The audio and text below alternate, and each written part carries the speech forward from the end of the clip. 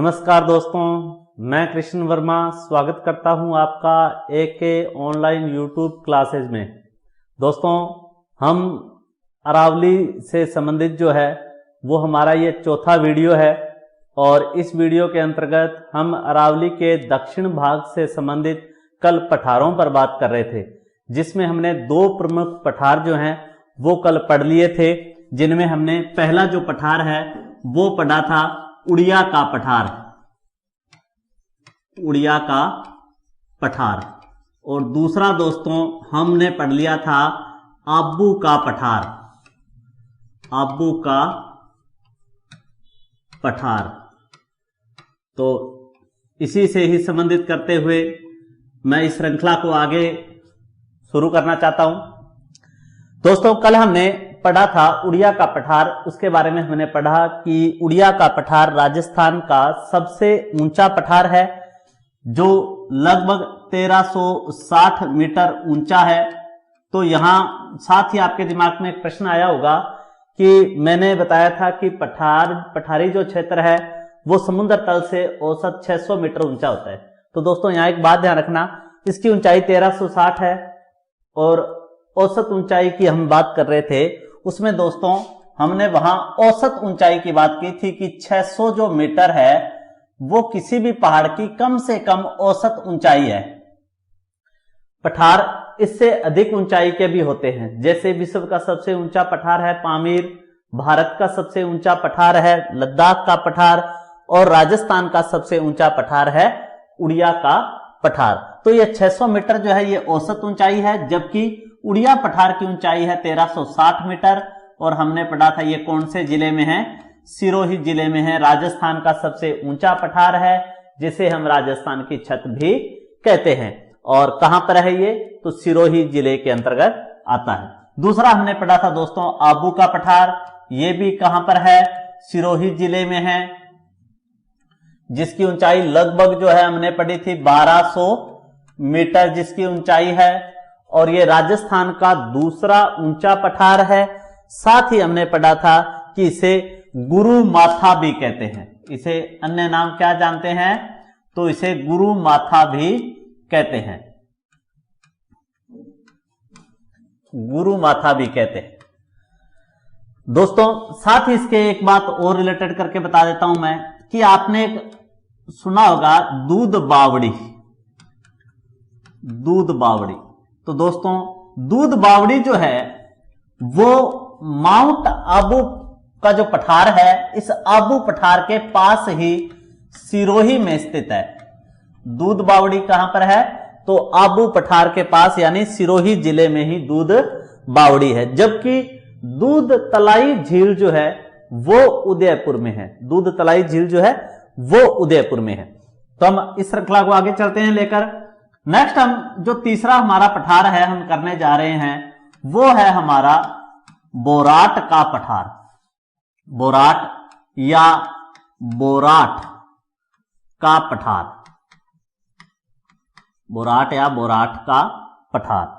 दोस्तों, बोराट या बोराट के पठार पर सबसे ज्यादा क्वेश्चन जो आते हैं वो इसके स्थान विशेष को लेकर आते हैं।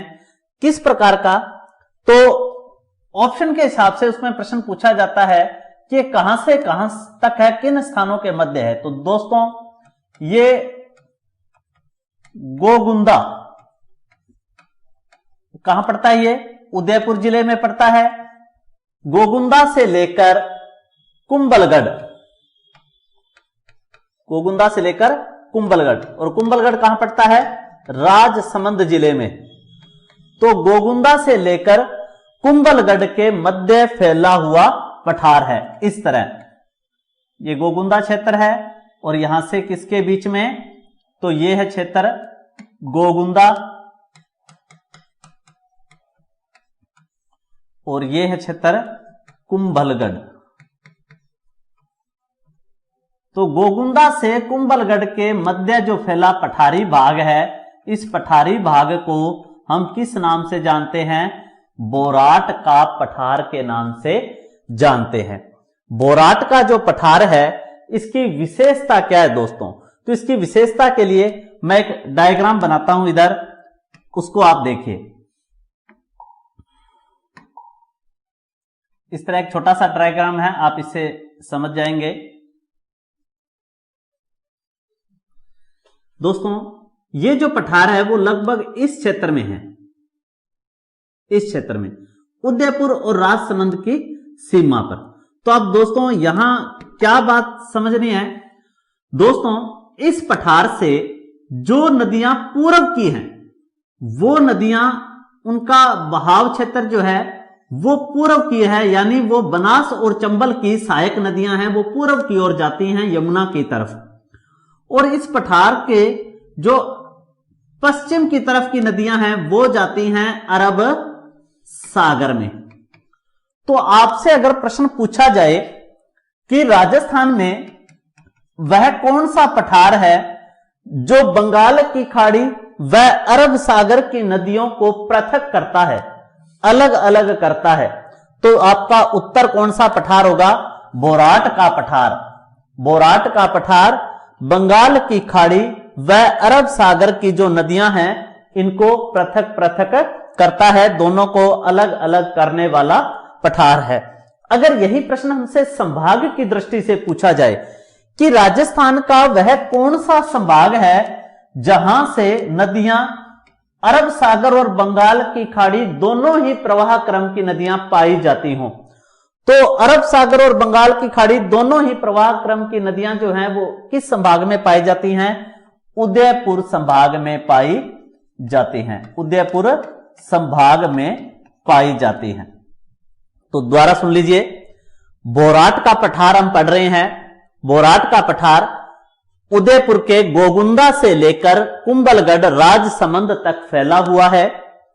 यह जो पठार है वह अरब सागर और बंगाल की खाड़ी नदियों के मध्य विभाजन का कार्य करता है, यानी इस पठार से पूर्व की ओर जाने वाली नदियां बंगाल की खाड़ी में गिरती हैं और पश्चिम की ओर जाने वाली जो नदियां हैं वो अरब सागर की ओर जाती हैं। तो पहला तो काम ये बोराट का पठार ये करता है। इससे रिलेटेड एक और बात है, उसी को मैं यहां आपको बता देता हूं ताकि आपके क्लियर हो जाए। दोस्तों आपने एक आंदोलन का नाम सुना होगा जो अपने पढ़ेंगे आगे किसान आंदोलन के समय, बोमठ आंदोलन। ये तो है बोराट या बोराट। हम एक आंदोलन पढ़ेंगे आगे, बोमठ आंदोलन। तो मैं बोमठ आंदोलन से संबंधित जो बात है वो बता देता हूं क्या है, सुनिए। बोमठ, तो दोस्तों बोराट के बारे में हमने अभी पढ़ा कि बोराट गोगुंदा और कुंभलगढ़ के मध्य है, जबकि आप इस तरह, ये राजस्थान का जिला है डूंगरपुर, जबकि ये जिला है बांसवाड़ा और ये वाला जिला है दोस्तों उदयपुर, ये वाला जिला है उदयपुर। अब आप सुनिए, जो डूंगरपुर, बांसवाड़ा और उदयपुर का जो सीमावर्ती क्षेत्र है, ये वाला क्षेत्र, जो यूं कहें हम उदयपुर का दक्षिणी भाग, डूंगरपुर बांसवाड़ा का उत्तरी भाग, जो ये मध्यवर्ती क्षेत्र है जो तीनों से सीमा लगती है, इस क्षेत्र को राजस्थान में कहा जाता है बोमठ क्षेत्र। बोमठ क्षेत्र। इस बोमठ क्षेत्र से एक आंदोलन प्रारंभ हुआ था जिसे कहा जाता है लसाड़िया आंदोलन। लसाड़िया आंदोलन। कई जगह दोस्तों इसे लसोड़िया आंदोलन भी कहा जाता है। इस आंदोलन को प्रारंभ करने का जो श्रेय है वो जाता है संत मावजी को।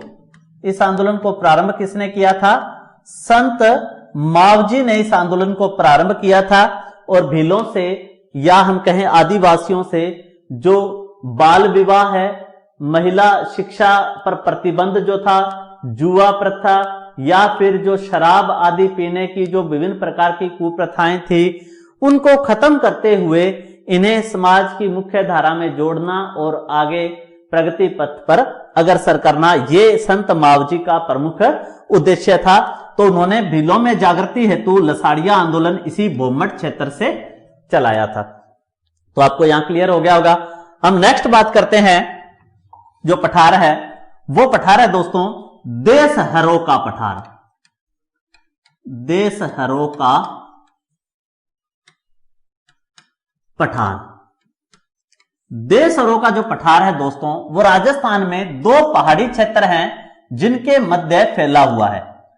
कौन कौन से पहाड़ी क्षेत्र हैं वो? तो दोस्तों एक पहाड़ी है जरगा जो बहुत ही फेमस है, यह उदयपुर जिले में है। और दूसरी जो पहाड़ी है इसका नाम है दोस्तों रागा। इसका नाम है रागा पहाड़ी। यह भी उदयपुर जिले में है। इसके मध्य का जो क्षेत्र है दोस्तों ये वाला, ये क्षेत्र वर्ष भर हरा भरा रहता है। वर्ष भर हरा भरा रहता है। इसी कारण इस क्षेत्र को या इस पठार को देशहरों का पठार भी कहा जाता है। तो सुनिए, देशहरों का पठार जरगा पर्वत से रागा पहाड़ी के मध्य फैला हुआ क्षेत्र, कैसा? हरा भरा क्षेत्र। इसी कारण इसे देशहरों पठार के नाम से जाना जाता है। तो देशहरों का पठार मुख्यतः कौन से जिले में हो जाएगा? उदयपुर में स्थित है। नेक्स्ट हम बात करें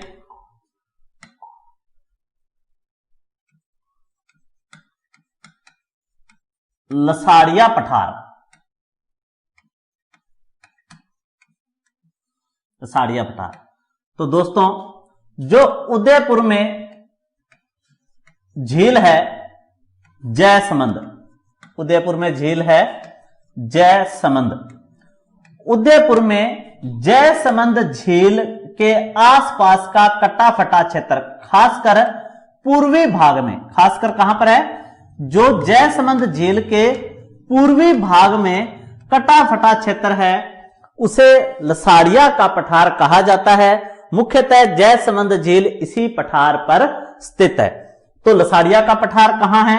उदयपुर जिले में है। जयसमंद झील के आसपास का कटा फटा क्षेत्र, विशेषतः पूर्वी भाग का जो क्षेत्र है वो इस तरह, ये जयसमंद मान लीजिए और ये इसका पूर्वी जो क्षेत्र है, उस क्षेत्र के अंतर्गत ये जो पठारी कटी फटी भूमि है उसे हम राजस्थान में कहते हैं लसाड़िया का पठार। तो हमने पहले पढ़ा लसाड़िया आंदोलन जो भूमठ क्षेत्र से प्रारंभ हुआ संत मावजी के द्वारा। यहां हम पढ़ रहे हैं लसाड़िया का पठार जो कहां स्थित है? उदयपुर में स्थित है। नेक्स्ट हम करते हैं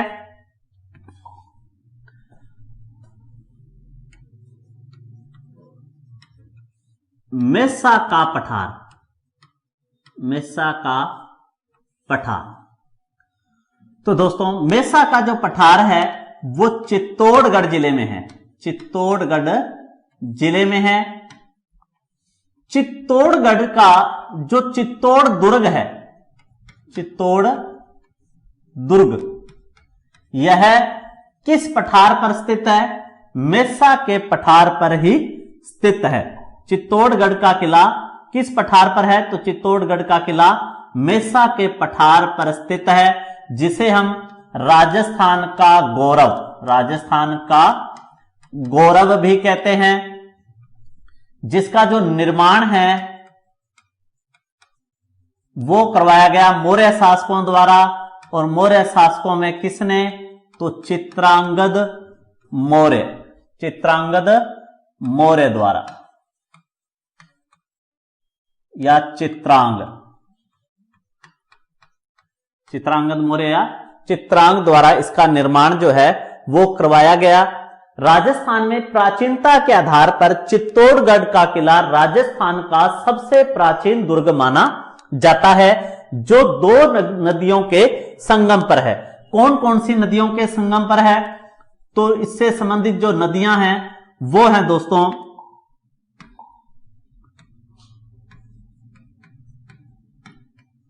बेड़च व गंभीरी। बेड़च व गंभीरी नदियों के संगम पर है।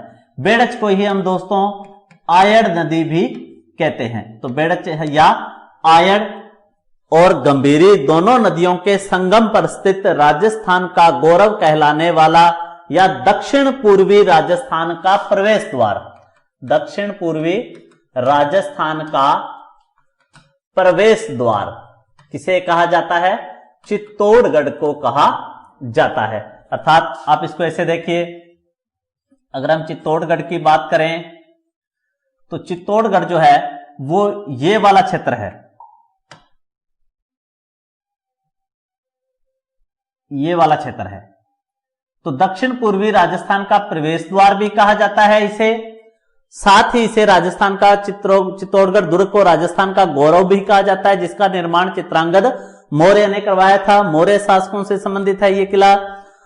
यह दो नदियों के संगम पर है, बेड़च व गंभीरी नदियों के संगम पर स्थित है। बेड़च को ही हम आयड़ नदी भी कहते हैं, जिस पर हम विशेष चर्चा नदियों के टॉपिक में करेंगे। तो हम आगे बढ़ते हैं।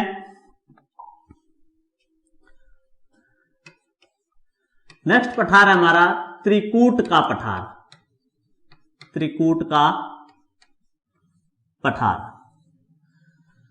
त्रिकूट का जो पठार है दोस्तों, यह स्थित है जैसलमेर में, जैसलमेर में। जैसलमेर का जो जैसल या जैसाणा जो दुर्ग है, जैसाणा दुर्ग कह लो, स्वर्ण नगरी कह लो,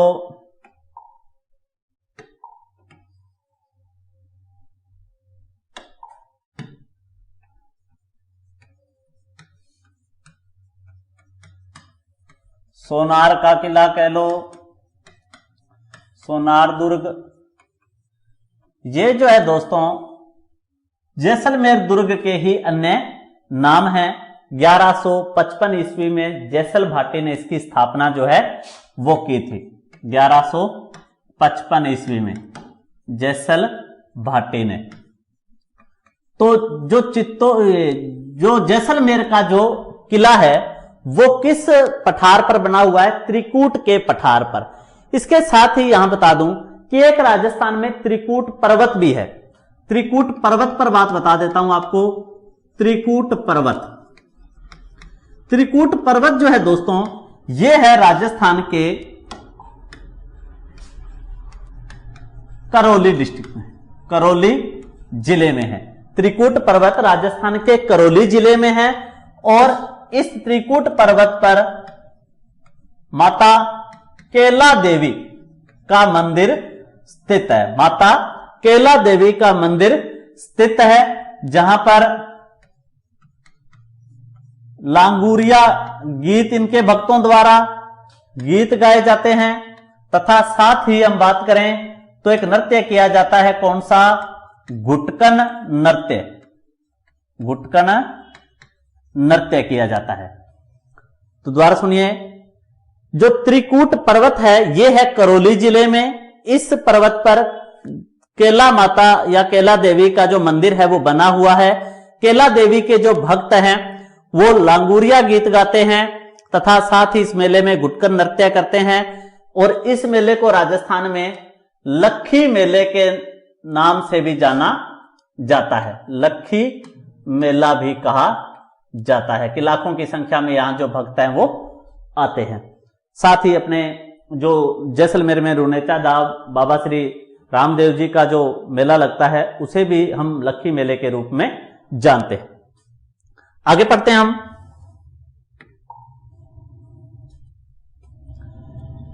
नेक्स्ट है हमारा जो पठार है वो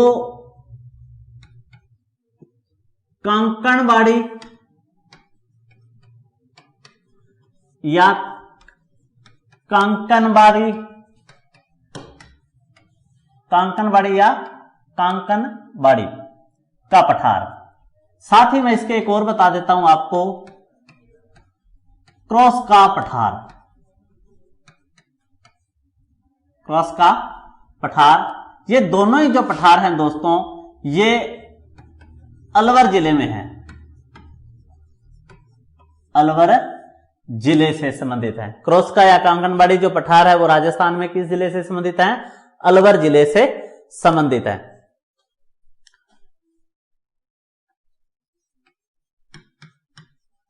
इसके अलावा जो पठार है हड़ौती का पठार, जिसे हम राजस्थान में किस अन्य नाम से जानते हैं, माल प्रदेश भी कहते हैं, जिस पर हम विस्तृत चर्चा आगे करेंगे, पर यहां पठारों में भी इसका जिक्र कर लेते हैं। यह 4 जिलों में फैला है, जिसका मैं कोजा, बाबू,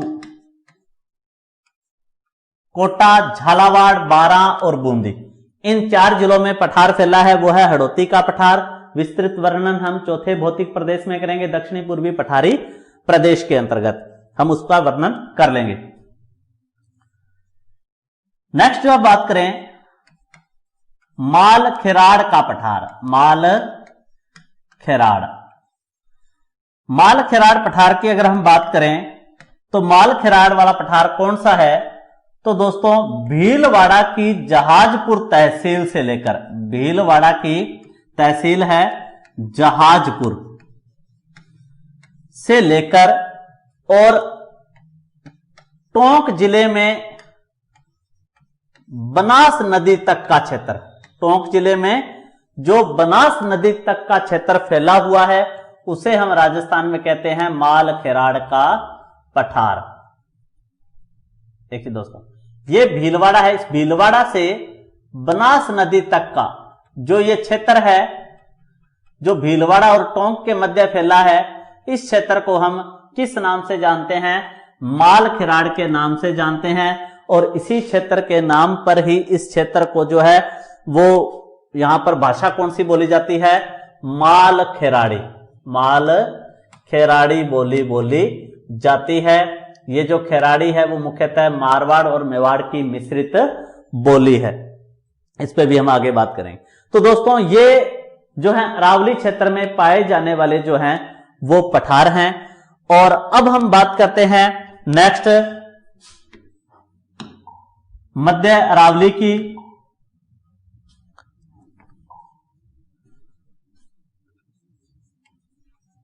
मध्य अरावली, अब तक हमने जो विशेषताएं पढ़ी वो हमने अरावली के दक्षिण भाग से संबंधित पढ़ी। कोई इक्का दुक्का विशेषता बच गई है तो दोस्तों वो हम अरावली की संपूर्ण जब विशेषताएं एक साथ करेंगे तो उनमें भी हम करेंगे। यहां हम सिर्फ पहाड़ी प्रदेश का जिक्र जो है वो कर रहे हैं। तो अब तक हमने अरावली का दक्षिणी भाग पढ़ा था, दक्षिण अरावली,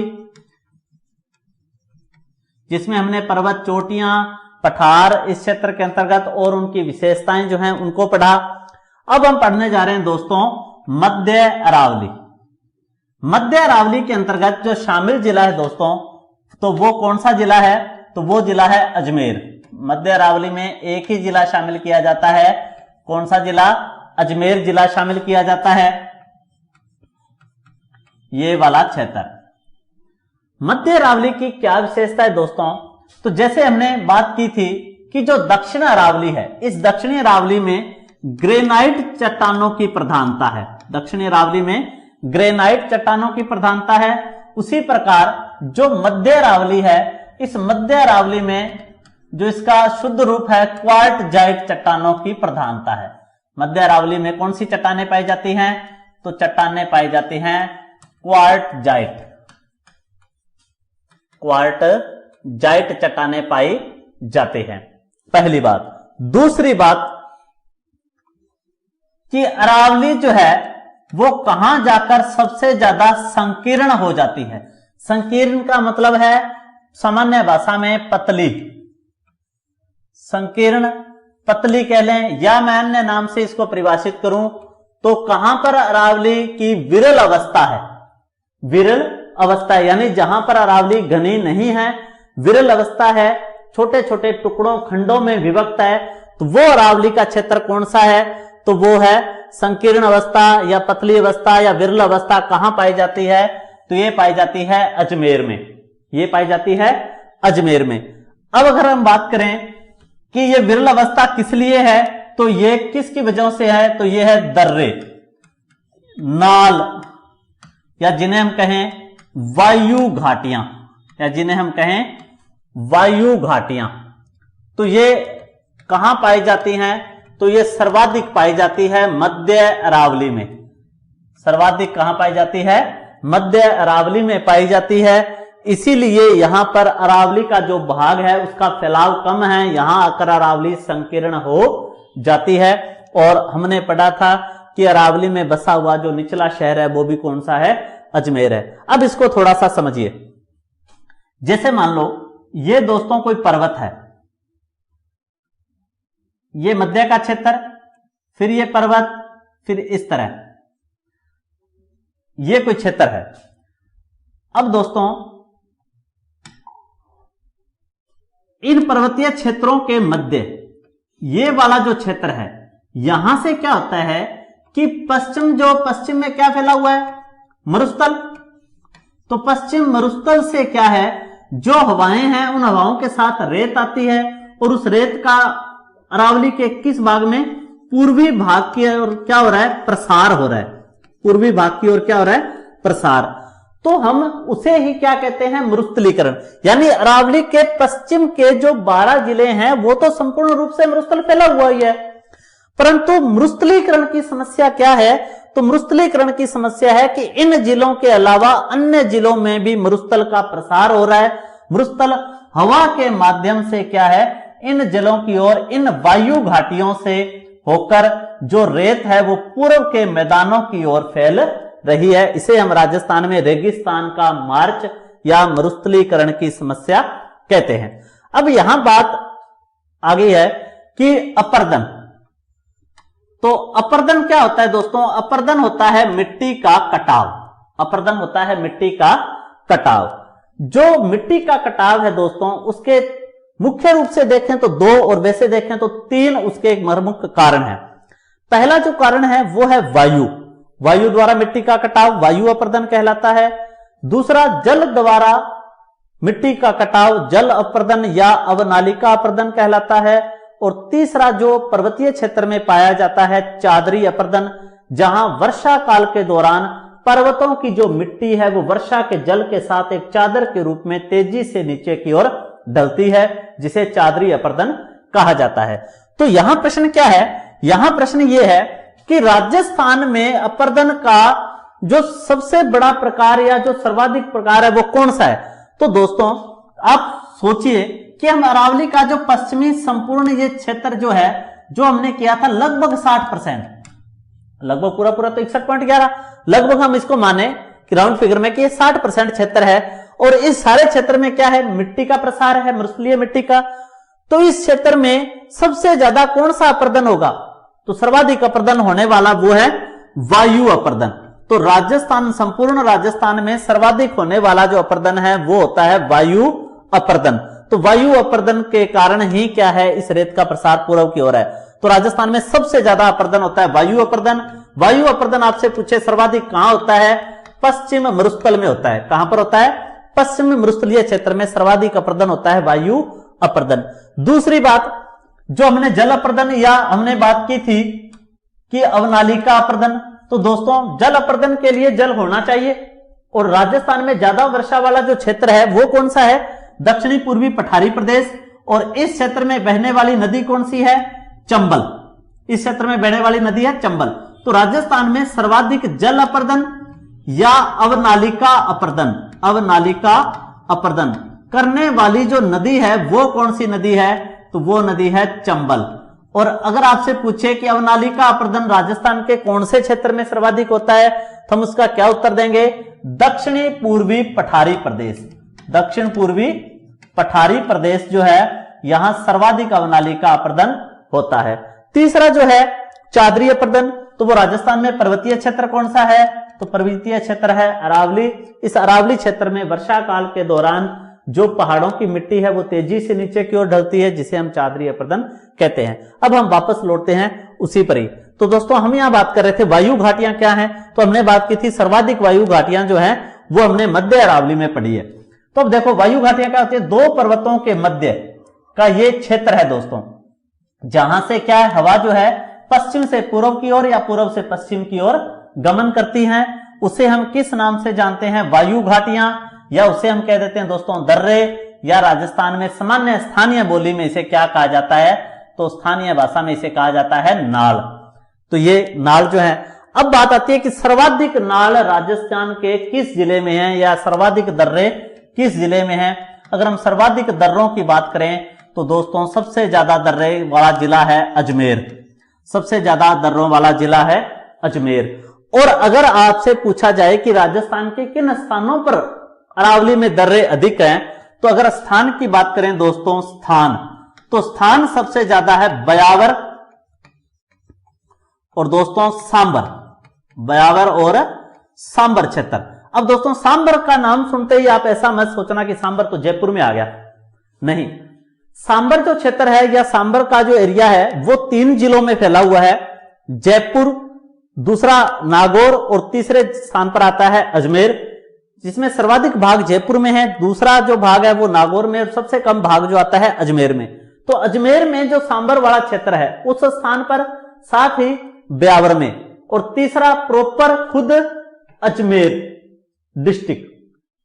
इन स्थानों पर वायु घाटियां राजस्थान में सर्वाधिक हैं। इन स्थानों पर राजस्थान में सबसे ज्यादा वायु घाटियां, दर्रे या नाल पाए जाते हैं। आपको बात समझ आ गई होगी। तो दोस्तों हमने बात की कि अरावली जो है वो सबसे ज्यादा संकीर्ण कहां से है, तो सबसे ज्यादा संकीर्ण है मध्य क्षेत्र से। मध्य अरावली वाला भाग सबसे ज्यादा संकीर्ण या पतला है, विरल अवस्था में पाई जाती है। यहां पर दर्रे, नाल, वायु घाटियां सबसे ज्यादा पाई जाती हैं। राज्य में सर्वाधिक वायु घाटियां या दर्रे जो है वो अजमेर जिले में है, या हम कहें मध्य अरावली में है। स्थान की बात करें तो ब्यावर, सांबर या प्रॉपर अजमेर के अंतर्गत सर्वाधिक पाए जाते हैं। यहां तक आपको साथ में बात समझ आ गई। एक जो बात रहेगी कि जो वायु से संबंधित, अपर्दन से संबंधित आपको बात बताई थी। अपर्दन सबसे ज्यादा जो है वायु अपर्दन पश्चिमी मरुस्थल में होता है, जबकि नदियों द्वारा या जल अपर्दन, अवनालिका अपर्दन सबसे ज्यादा दक्षिण पूर्वी पठारी प्रदेश में होता है, और चादरी जो अपर्दन है वो सबसे ज्यादा अरावली पर्वतीय प्रदेश में होता है। तो दोस्तों ये हमने मध्य अरावली तक पढ़ा। अब मध्य अरावली की हम पढ़ते हैं चोटियां। तो मध्य अरावली में पाए जाने वाली जो चोटियां हैं उन पर हम बात करते हैं। मध्य अरावली की चोटियां। मध्य अरावली में अधिक चोटियां तो नहीं पाई जाती क्योंकि इसमें एक ही जिला आता है। प्रमुख जो चोटियां हैं उनका मैं आपको वर्णन बता देता हूं। तो पहली जो चोटी है मध्य अरावली में पाए जाने वाली वो है दोस्तों गोरम जी, या इसी को कहा जाता है मेरिया जी। गोरम जी या मेरिया जी,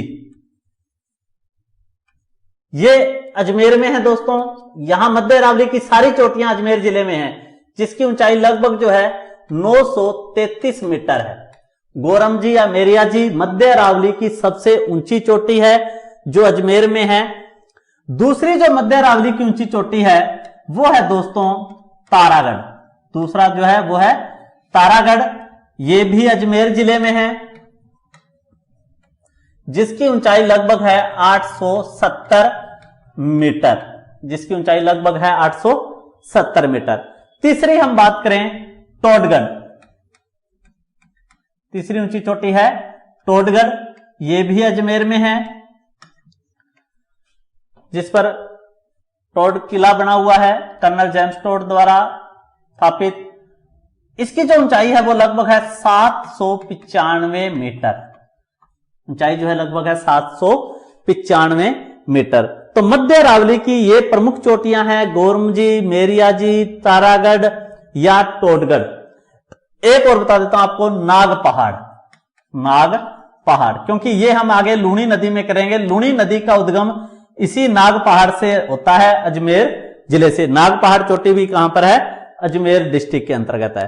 तो इसी के साथ ही दोस्तों ये जो मध्य अरावली है, मध्य अरावली तक हमने जो चोटियां हैं उनको पढ़ लिया था, और नेक्स्ट जो वीडियो होगा उसमें हम उत्तरी अरावली और उसकी चोटियां और उसके बाद में संपूर्ण अरावली की विशेषताएं, अरावली क्षेत्र के अंतर्गत पाए जाने वाले खनिज, पाए जाने वाली जनजातियां, अरावली क्षेत्र में की जाने वाली कृषि, फसलें, जलवायु, वर्षा आदि पर बात करेंगे। धन्यवाद। जय हिंद, जय भारत।